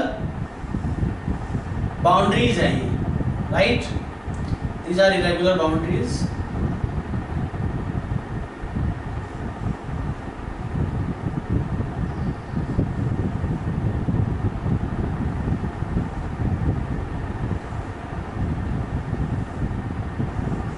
देखो सी, ये थोड़ा कर्व की शेप में आ गया है, थोड़ा इसका जो एम्ब्रियो है वो भी हल्का सा कर्व हो जाता है। दिस इज एम्ब्रियो और दिस इज चैलेजा एंड और दिस इज माइक्रोपाइल, और ये तो बाकी सारे पार्ट्स तो बताइए आपको। तो ये कर्व शेप का ओव्यूल है। तो कंपाइलोट्रोपस इज, ये कर्वेचर है, कर्वेचर बन रहा है इसमें, कर्वेचर आउटलाइन है इसकी। तो कर्व शेप है, कैसा है, कर्व शेप है, यानी कि इरेगुलर शेप है, थोड़ा इरेगुलर शेप है। इसको आप कंपाइलोट्रोपस ओव्यूल कहते हैं। क्या कहते हैं इसको आप, कंपाइलोट्रोपस ओव्यूल। अच्छा, एक पॉइंट मैं आपको बता दूं क्या, बहुत इंपॉर्टेंट पॉइंट है कंपाइलोट्रोपस ओव्यूल। मैंने चैप्टर के स्टार्टिंग में एक पॉइंट डिस्कस किया था, टिपिकल एंजियोस्पर्म प्लांट किसको कहा जाता है। एंजियोस्पर्म प्लांट तो एंजियोस्पर्म होते ही हैं, लेकिन टिपिकल एंजियोस्पर्म प्लांट किसको कहा जाता है, ये मैंने आपको बताया था। टिपिकल एंजियोस्पर्मिक प्लांट उसको कहा जाता है जिसपे कि सबसे ज्यादा स्टडीज परफॉर्म की जाती हैं, जिसमें कि एंजियोस्पर्म के ऑलमोस्ट सारे कैरेक्टर्स मौजूद होते हैं। उस टिपिकल एंजियोस्पर्म प्लांट का नाम है कैप्सेला। उस कैप्सेला में देखो, टिपिकल ओव्यूल अगर आपसे पूछा जाए कि टिपिकल ओव्यूल कौन है, टिपिकल ओव्यूल वो होगा जो सबसे ज्यादा एंजियोस्पर्म, मतलब एंजियोस्पर्मिक प्लांट्स में सबसे ज्यादा होगा, ये मेजॉरिटी ऑफ फैमिलीज में सबसे ज्यादा होगा, उसको टिपिकल ओव्यूल कहेंगे। वो मैं आपको बता चुका हूं, एनाट्रोपस ओव्यूल है। Are you getting or not. लेकिन जो टिपिकल प्लांट है कैप्सेला प्लांट की अगर हम बात करें, तो कैप्सेला प्लांट में बताया था मैंने आपको, टिपिकल एंजियोस्पर्मिक प्लांट है। कैप्सेला प्लांट में टिपिकल ओव्यूल नहीं होता। कैप्सेला प्लांट में ये जो मैंने ड्रॉ किया ना पीछे, ये ओव्यूल कौन सा है, ये ओव्यूल कंपाइलोट्रोपस है। ये कंपाइलोट्रोपस ओव्यूल होता है किसमें होता है ये कंपाइलोट्रोपस ओव्यूल, कैप्सेला प्लांट में। एक टिपिकल प्लांट में कंपाइलोट्रोपस, ये नॉन टिपिकल ओव्यूल है। टिपिकल ओव्यूल कौन सा, एनाट्रोपस, जो सबसे ज्यादा पाया जाता है। तो इसका एग्जांपल मैं लिख देता हूँ, कैप्सेला। वैसे तो एग्जांपल नहीं पूछे जाते, बट ये मेरे को थोड़ा इंपॉर्टेंट लगा, कभी पूछ लिया आपसे गलती से, तो ये आप लिख सकते हैं, ठीक है। इसके बाद क्या है भाई, कंपाइलोट्रोपस ओव्यूल के बाद नेक्स्ट कौन सा है, एम्फीट्रोपस ओव्यूल। अगर बात करें एम्फीट्रोपस ओव्यूल की, तो एम्फीट्रोपस ओव्यूल कुछ इस तरीके से होता है भाई, ये थोड़ा सा ऐसे होता है, ऐसे होता है ये, मतलब इसको ट्रांसवर्स ओव्यूल भी कहते हैं। क्या कहते हैं इसको भाई, ट्रांसवर्स ओव्यूल। ये ओव्यूल है, आप देखिए, ध्यान दीजिए, इसमें देखिए, ध्यान दो, देखो इस ओव्यूल के एम्ब्रियो सैक को ध्यान से देखिएगा भाई, दिस इज एम्ब्रियो सैक है, ये क्या है, एम्ब्रियो सैक है, ये हाइलम है, hilum near to the funicle, right. इस ओव्यूल को ध्यान से देखो, इसमें जो एम्ब्रियो सैक की जो शेप है वो हॉर्स शू शेप एम्ब्रियो। ये एग्जाम में पूछा जा सकता है कि हॉर्स शू शेप एम्ब्रियो कौन से ओव्यूल में होता है, तो हॉर्स शू शेप एम्ब्रियो जो होता है वो एम्फीट्रोपस ओव्यूल में होता है। एम्फीट्रोपस ओव्यूल में हॉर्स शू शेप एम्ब्रियो होता है। एम्फीट्रोपस ओव्यूल एम्ब्रियो की शेप कैसी भाई, एम्ब्रियो की शेप हॉर्स मतलब आप समझते हैं हॉर्स किससे कहते हैं, घोड़ा को हॉर्स कहते हैं, हिंदी में घोड़ा कहते हैं और इंग्लिश में हॉर्स कहते हैं। तो हॉर्स का जो मतलब शू है, मतलब हॉर्स का जो पैर है, पैर नहीं मतलब जो पंजा है, हॉर्स शू शेप वैसी शेप है इस एम्ब्रियो की, तो हॉर्स शू शेप एम्ब्रियो होता है। ये एम्फीट्रोपस ओव्यूल का कैरेक्टर है जी। किसका कैरेक्टर है ये, एम्फीट्रोपस। अब लास्ट ओव्यूल की मैं बात कर लेता हूँ, जिसको आप कहते हैं सर्किनोट्रोपस। सर्किनोट्रोपस, कुछ लोग इसको कर्किनो भी बोल देते हैं, वो आपके ऊपर डिपेंड करता है आप क्या बोलना चाहते हैं, राइट। प्रोनाउंसिएशन जो है ज्यादा मैटर नहीं करती है। सर्किनोट्रोपस ओव्यूल बोलते हैं इसको। सर्किनो समझते हैं, सर्किनो कम फ्रॉम सर्कल। सर्कल देखा होगा, सर्कल कितने डिग्री के एंगल पे घूमता है, सर्कल जो घूमता है वो 360 डिग्री एंगल पे घूमता है, 360 डिग्री एंगल पे घूमता है। जो सर्कल है वो 360 डिग्री एंगल पे घूमता है। सर्किनोट्रोपस जो है ये भी 360 डिग्री एंगल पे घूमेगा, बस इतना ही समझना है, समझ आगे समझ लो आपको ये। तो सर्किनोट्रोपस ओव्यूल है, सी दिस सर्किनोट्रोपस ओव्यूल, यहाँ पे ये ओव्यूल है जो कि सर्किनोट्रोपस ओव्यूल है। क्या है जी ये ओव्यूल, देखो ये हमने सर्किनोट्रोपस ओव्यूल है, और ये सर्किनोट्रोपस ओव्यूल में देखो ये क्या है हमारा, पता है आप लोग, समझ रहे हो इसको, नहीं समझ रहे हो क्या है, कोई नहीं, अभी समझा देते हैं। ये जो सर्किनोट्रोपस ओव्यूल है, इसमें देख रहे हैं ना, ये फिनिकल है जी इतना लंबा, तो यहाँ पे जो फिनिकल है ओव्यूल जो है 360 डिग्री एंगल पे घूम जाता है। मैंने आपको ओव्यूल 90 डिग्री पे घुमाया, हेमिट्रोपस बताया, 180 डिग्री पे घुमाया तो एनाट्रोपस बताया, आपने 360 डिग्री पे घुमा दिया, इसको 360 डिग्री पे घुमा दिया है, तो ये हो गया 360 डिग्री पे घूमने के बाद ये ओव्यूल कौन सा हो जाता है भाई, ये ओव्यूल हो जाता है, ये मैं आपको बता देता हूँ, सुनिए ध्यान दीजिए।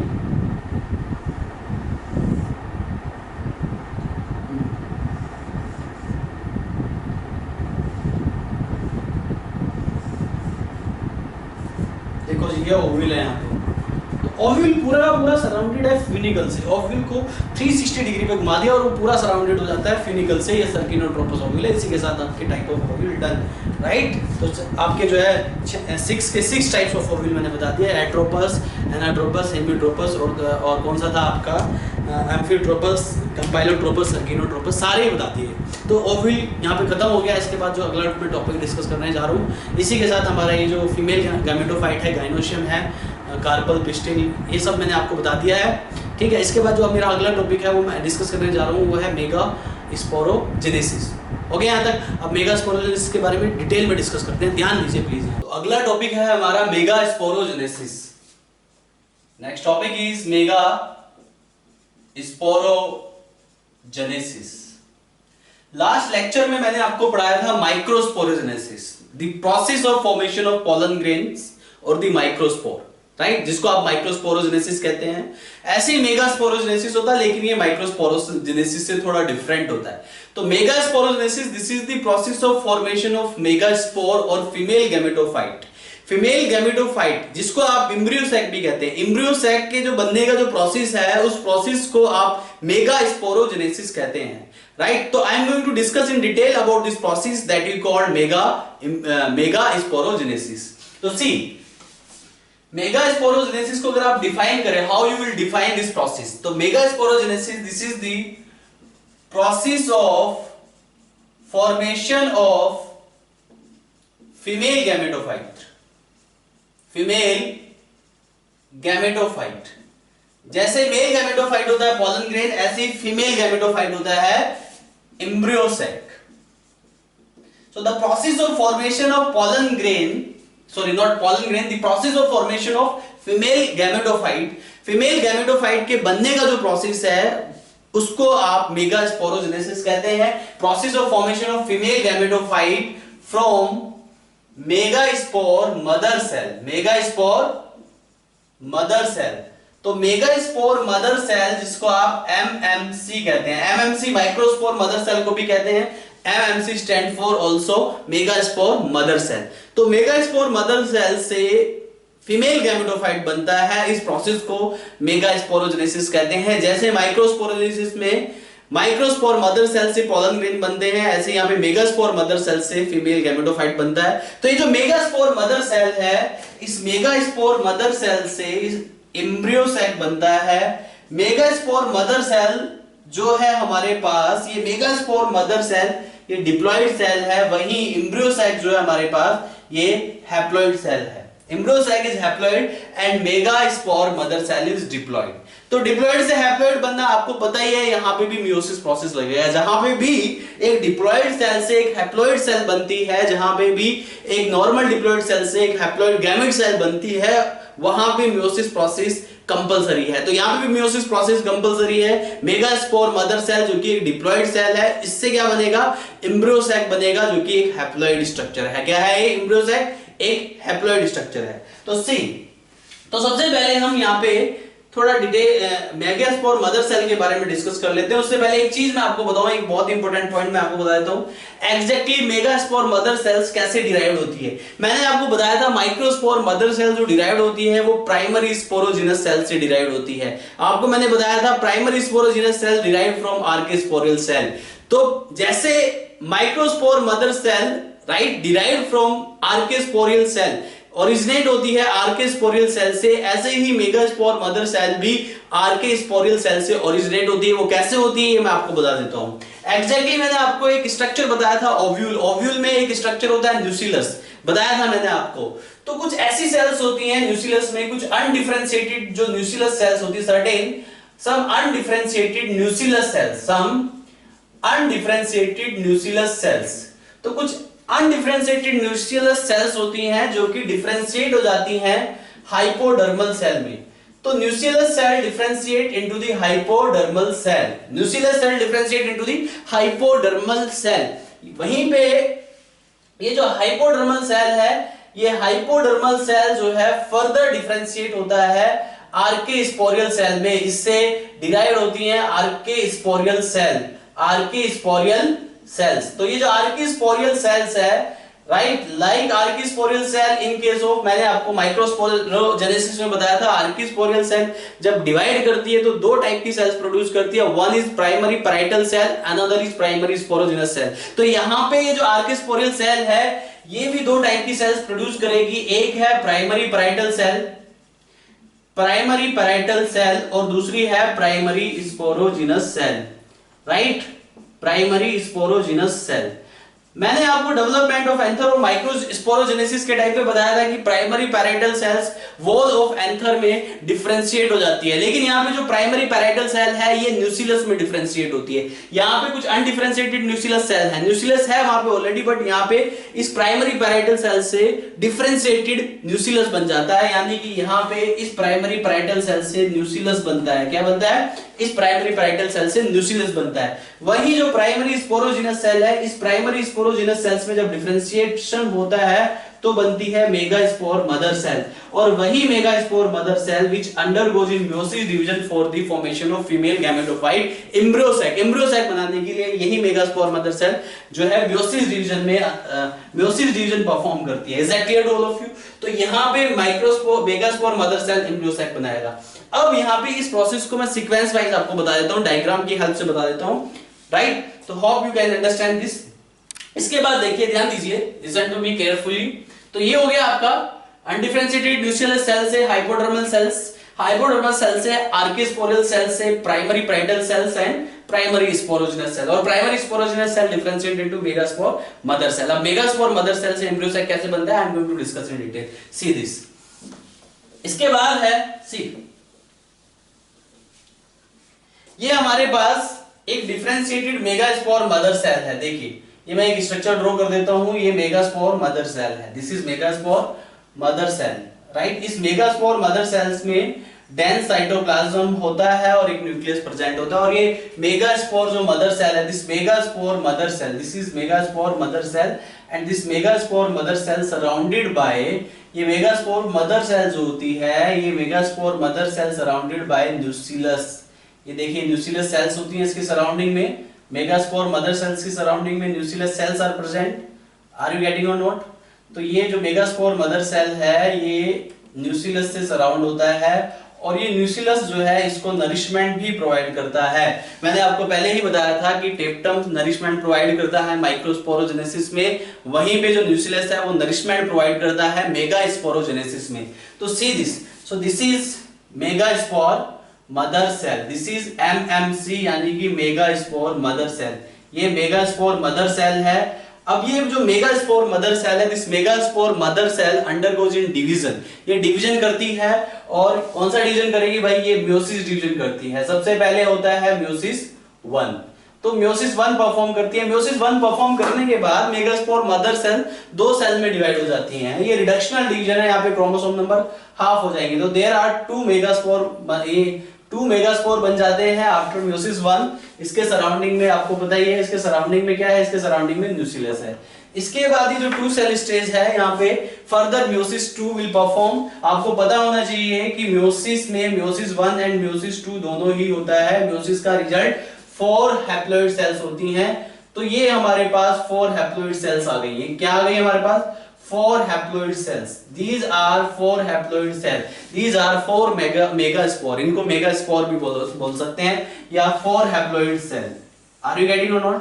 एक चीज मैं आपको और बता दूं, ये जो सेल्स है ये यहाँ पे न्यूक्लियस है, और ये यहाँ पे न्यूक्लियस है, और ये यहाँ पे हमारे पास मेगास्पोर्स है। तो यहाँ पे ये कितने मेगास्पोर है? 1 2 3 4 4 मेगास्पोर।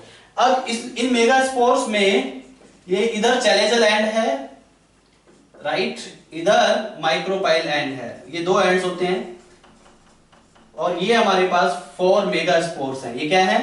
Mega spore. तो म्योसिस के बाद 4 मेगास्पोर सेल्स आती हैं। ये जो 4 मेगास्पोर सेल्स है, are you getting or not? Is that clear to all of you? तो 4 मेगास्पोर सेल में से 3 सेल्स डीजनरेट हो जाती है, 3 सेल डीजनरेट हो जाती है, और 3 सेल में से सिर्फ एक ही सेल से फर्दर जो है एम्ब्रियो सैक की फॉर्मेशन होती है। इसको आप मोनोस्पोरिक डेवलपमेंट भी कहते हैं। तो यहाँ पे इन चारों मेगास्पोर में से सिर्फ एक सेल विल रिमेन, एंड बाकी जो तीनों सेल्स हैं वो डीजनरेट हो जाती है। जो सेल्स रिमेन रहेगी वो चैलेजल एंड वाली सेल्स रहेगी। कौन सी एंड वाली सेल? चैलेजल एंड वाली। तो ध्यान दीजिए, तो यहाँ पे इसमें 3 मेगास्पोर क्या हो जाते हैं? डीजनरेट हो जाते हैं, राइट। तो टोटल हमारे पास 4 मेगास्पोर है, 4 में से 3 डीजनरेट हो गए, एक बचा है, राइट। 1 मेगास्पोर, कौन सा मेगास्पोर? ये वो मेगास्पोर कौन से एंड की साइड है? चैलेजल मेगास्पोर आप इसको बोल सकते हैं। चैलेजल एंड वाला बच जाएगा, बाकी तीनों डीजनरेट हो जाएंगे। तो 1 megaspore will remain and undergoes in embryo sac formation, undergoes in embryo sac formation, ये एम्ब्रियो सैक की फॉर्मेशन करेगा। अब नाउ, तो यहां पे चारों मेगास्पोर में से 3 डीजनरेट हो गए, एक बचा है। अब ये जो एक बचा है यहां पे, राइट, तो इससे एम्ब्रियो सैक का डेवलपमेंट होगा, और इस एम्ब्रियो सैक के डेवलपमेंट को आप मोनोस्पोरी डेवलपमेंट भी कहेंगे। इसको मोनोस्पोरी डेवलपमेंट इसलिए कहा जाता है, मोनो मतलब सिंगल और स्पोर मतलब मेगास्पोर। तो सिंगल मेगास्पोर से बनने वाला जो एम्ब्रियो सैक है उसके डेवलपमेंट को मोनोस्पोरिक डेवलपमेंट कहा जाता है। उसको क्या कहा जाता है? Monosporic development. तो यहां पे only 1 megaspore will remain and this 1 megaspore form embryo sac, right, and that's why यहां पे इसको आप मोनोस्पोरिक डेवलपमेंट कहेंगे। तो हाउ आपको समझ आ गया मोनोस्पोरिक डेवलपमेंट? तो मोनोस्पोरिक डेवलपमेंट का मतलब क्या है? मोनोस्पोरिक डेवलपमेंट यानी कि सिंगल मेगास्पोर से डेवलपमेंट हो रहा है, सिंगल मेगास्पोर से एम्ब्रियो सैक की फॉर्मेशन हो रही है, right, that's why this is called monosporic development. ये जो मैं यहाँ पे आपको डेवलपमेंट ऑफ एम्ब्रियो सैक बता रहा हूं, ये जो मैं आपको यहाँ पे मेगास्पोरोजेनेसिस बता रहा हूं, राइट, तो ये जो एम्ब्रियो सैक यहाँ पे बन रहा है, this embryo sac is also be known as polygonum type. जो यहाँ पे एनसीईआरटी में आपकी बुक है, एनसीईआरटी 12th क्लास की, तो उसमें जो दिखाया गया है एम्ब्रियो सैक का डेवलपमेंट, वो पॉलीगोनम टाइप ऑफ डेवलपमेंट है। 80% एंजियोस्पर्म में पॉलीगोनम टाइप का डेवलपमेंट होता है, polygonum type of embryo sac का डेवलपमेंट होता है। इसको पॉलीगोनम टाइप एम्ब्रियो सैक इसलिए बोलते हैं क्योंकि ये इसका जो एम्ब्रियो सैक का डेवलपमेंट है ये पॉलीगोनम प्लांट में देखा जाता है। तो पॉलीगोनम प्लांट में पहली बार स्ट्रैसबर्गर नाम के एक साइंटिस्ट ने पॉलीगोनल टाइप के प्लांट में, पॉलीगोनम प्लांट में स्ट्रैसबर्गर नाम के एक साइंटिस्ट ने एम्ब्रियो सैक के डेवलपमेंट को पहली बार डिस्कवर किया। That's why this is also be known as polygonum type of development. तो याद रहे कौन सा टाइप का डेवलपमेंट है, पहले तो मोनोस्पोरी डेवलपमेंट है यानी कि सिंगल मेगास्पोर से डेवलप होता है, और दूसरा this is polygonum type of development. कौन सा डेवलपमेंट है, और this is called polygonum type of development. इसको पॉलीगोनम डेवलपमेंट इसलिए कहा जाता है क्योंकि पहली बार स्ट्रैसबर्गर नाम के साइंटिस्ट ने पॉलीगोनम प्लांट में इस एम्ब्रियो सैक के डेवलपमेंट को ऑब्जर्व किया। Are you getting or not? और 80% एंजियोस्पर्म में polygonum type of embryo sac का डेवलपमेंट होता है। कितने परसेंट एंजियोस्पर्म में होता है? 80% एंजियोस्पर्म में पॉलीगोनम टाइप के एम्ब्रियो सैक का डेवलपमेंट होता है भाई। 80% एंजियोस्पर्म में, कितने परसेंट में? 80%। तो this polygonum type of development is very common right in majority of angiosperm। इसके बाद मैं आपको क्या बता रहा हूं, अब हमारे पास एक सेल बच गई है चैलेजल एंड पे मेगास्पोर। अब यहां पे इस मेगास्पोर में न्यूक्लियस जो है undergoes in mitotic division, nucleus undergoes in mitotic division. ये हमारे पास हैप्लॉइड सेल है, ये हमारे पास डिप्लॉइड सेल थी, रिडक्शन हुआ, डायड बना, this is dyad, this is dyad, और दिस इज टेट्राड, इसको आप टेट्राड कहते हैं। और यहां पे हैप्लॉइड सेल है, टेट्राड में 3 डिजनरेट हो गई, एक बची है, 3 डिजनरेट हो गई, एक बची है। तो जो एक बची है वो अंडरगोज इन फर्दर डिवीजन, वो डिवीजन करेगा, उसमें सिर्फ न्यूक्लियर डिवीजन ऑब्जर्व होगा। इनिशियली उसमें सिर्फ न्यूक्लियर डिवीजन ऑब्जर्व होगा। क्या ऑब्जर्व होगा? Nuclear division. तो यहां पे एक न्यूक्लियस से 2 न्यूक्लियस बन जाते हैं, फिर 2 से कितने न्यूक्लियस बनते हैं?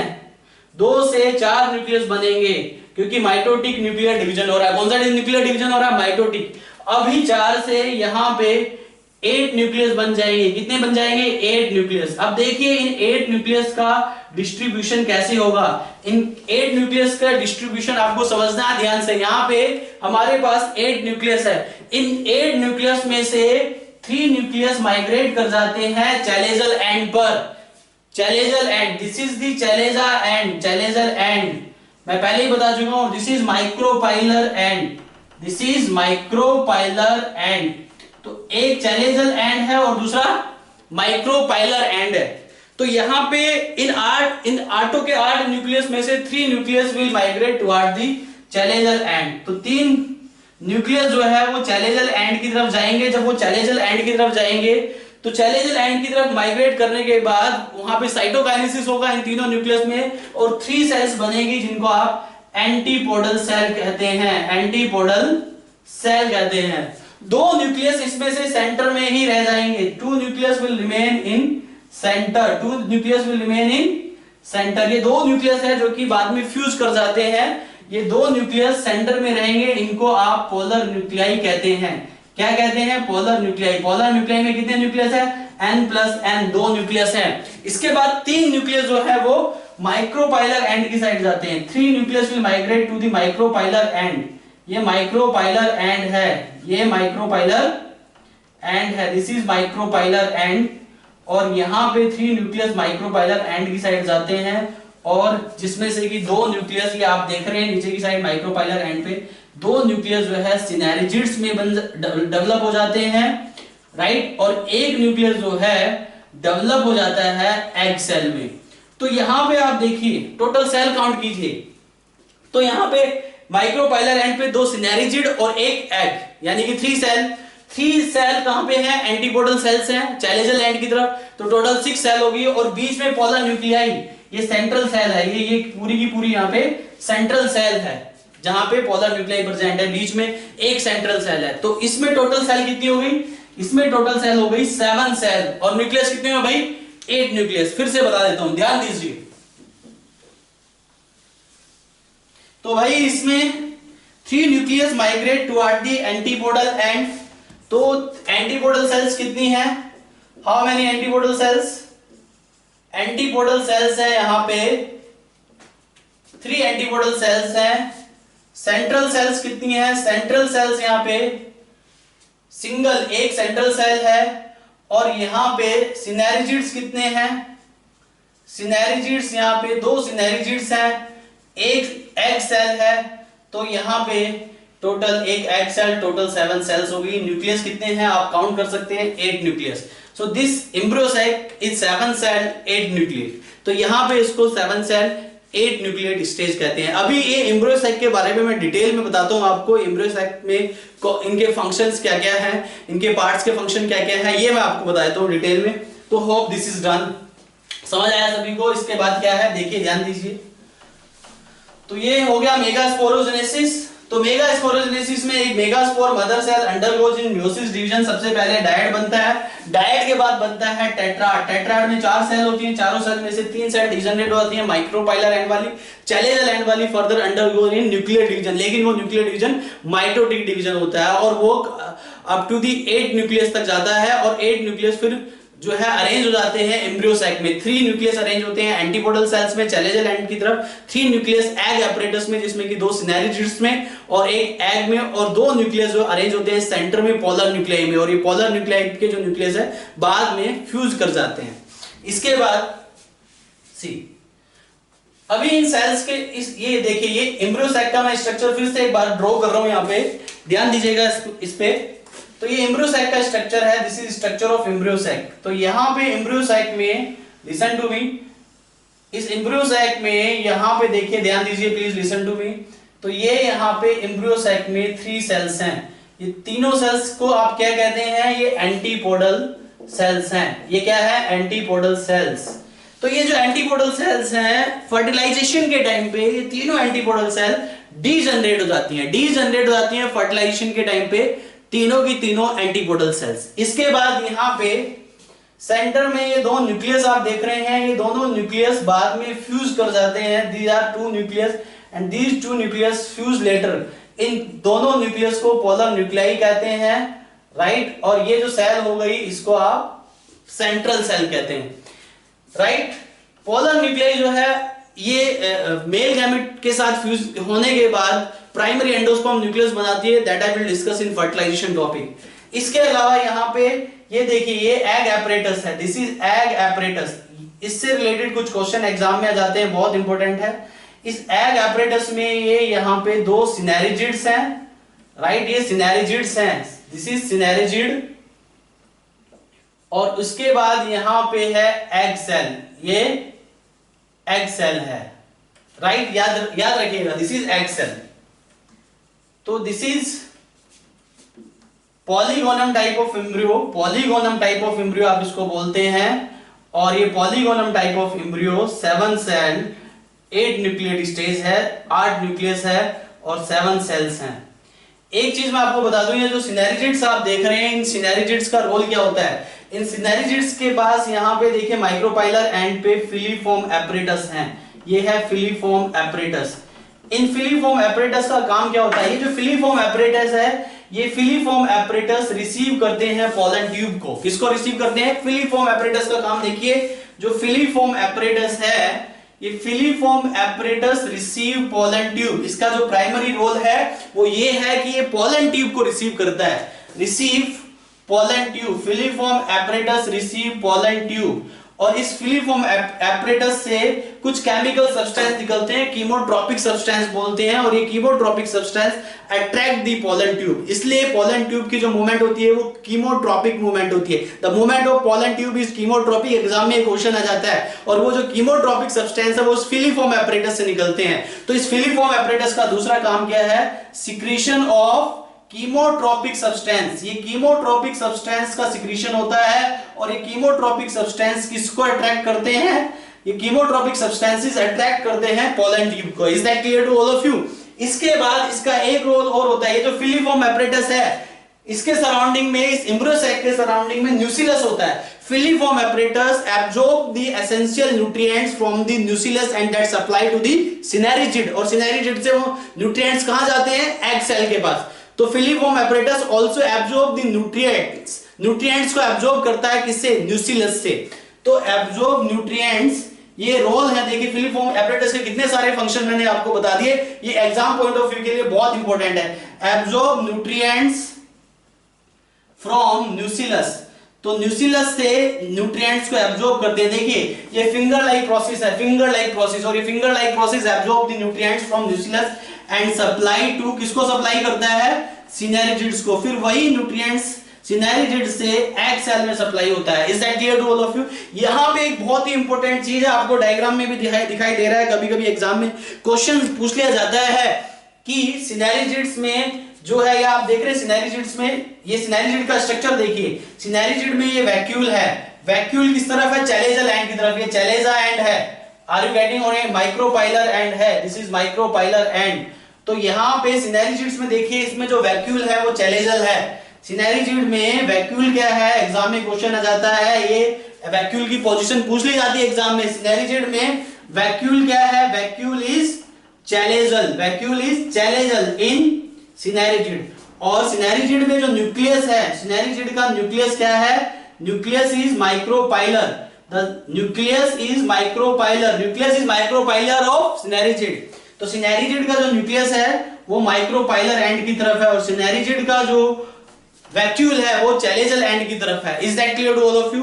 तो सिनेरिजिड में जो न्यूक्लियस है वो माइक्रोपाइलर एंड की तरफ है, और जो वैक्यूल है वो चैलेजल एंड की तरफ है। ये एग्जाम में क्वेश्चन आता है। वहीं इस एग सेल को देखिए, अगर एग सेल की बात करें तो एग सेल में सिनेरिजिड के बिल्कुल ही अपोजिट होता है। In egg cell this is completely opposite as compare to सिनेरिजिड।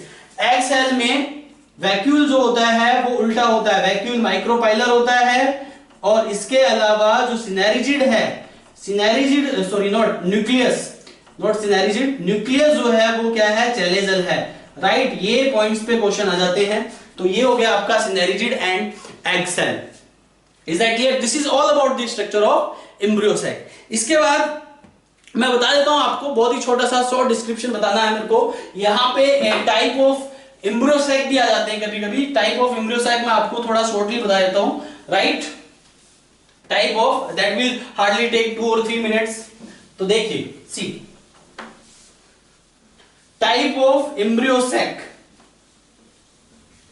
Type of embryo sac, types of embryo sac. तो एम्ब्रियो सैक के जो टाइप्स हैं वो कौन कौन से हैं? तो एम्ब्रियो सैक जो होते हैं, बेसिकली एम्ब्रियो सैक में भी monosporic, right, bisporic and tetrasporic, 3 type के एम्ब्रियो सैक प्रेजेंट है। Monosporic, bisporic, tetrasporic. Monosporic, bisporic and tetrasporic. Monosporic जो कि सिंगल मेगास्पोर से डेवलप करता है, ये मैं आपको बता चुका हूं पहले ही। अभी जो मैंने आपको बताया था वो मोनोस्पोरिक बताया था, सिंगल मेगास्पोर से डेवलप करता है मोनोस्पोरिक। बाइस्पोरिक जो होता है ये 2 मेगास्पोर से डेवलप करता है। कितने मेगास्पोर से डेवलप करता है? 2 मेगास्पोर से। और tetrasporic, all 4 megaspores are include in tetrasporic. तो टेट्रास्पोरिक में चारों के चारों मेगास्पोर प्रेजेंट होते हैं, उनसे एम्ब्रियो सैक डेवलप करता है। और टेट्रास्पोरिक में एक बात मैं आपको बता दूं, कोई भी मेगास्पोर डिजनरेट नहीं होगा, 4 के 4 मौजूद है और 4 के 4 एम्ब्रियो सैक बनाने में हेल्प करते हैं। तो टेट्रास्पोरिक जो है वो क्या होता है, 4 मेगास्पोर से डेवलप करता है। इन तीनों टाइप के एम्ब्रियो सैक में सबसे ज्यादा जो एम्ब्रियो सैक बनता है वो मोनोस्पोरिक बनता है। अभी फर्दर ये जो मोनोस्पोरिक एम्ब्रियो सैक है, मोनोस्पोरिक एम्ब्रियो सैक की अगर हम बात करें, मोनोस्पोरिक एम्ब्रियो सैक कितने टाइप के हैं? मोनोस्पोरिक एम्ब्रियो सैक 2 टाइप के हैं। There are 2 types of monosporic embryo sac.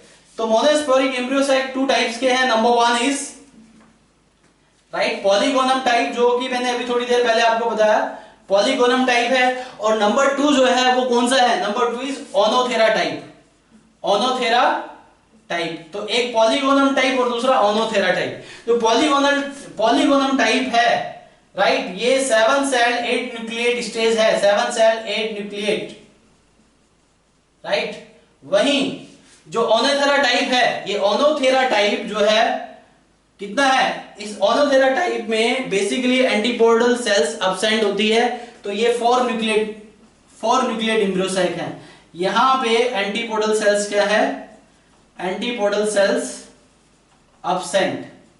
तो ओनोथेरा टाइप में 4 सेल स्टेज है यहाँ पे, एंथी नॉट न्यूक्लिएट 4 सेल स्टेज है ओनोथेरा टाइप में, और एंटीपोडल सेल्स यहाँ पे absent होती है बाइस्पोरिक डेवलपमेंट। ये आपका मोनोस्पोरिक एम्ब्रियोसाइक बता रहा हूं मैं। तो ये एक polygonum 7 cell 8 nucleate ओनोथेरा 4 cell stage, antipodal cell ओनोथेरा type में absent होती है, याद रहे। इसके बाद है बाइस्पोरिक। अगर बात करें बाइस्पोरिक की भाई, तो बाइस्पोरिक डेवलपमेंट की हम बात करते हैं। बाइस्पोरिक डेवलपमेंट में 2 मेगास्पोर से डेवलप होता है।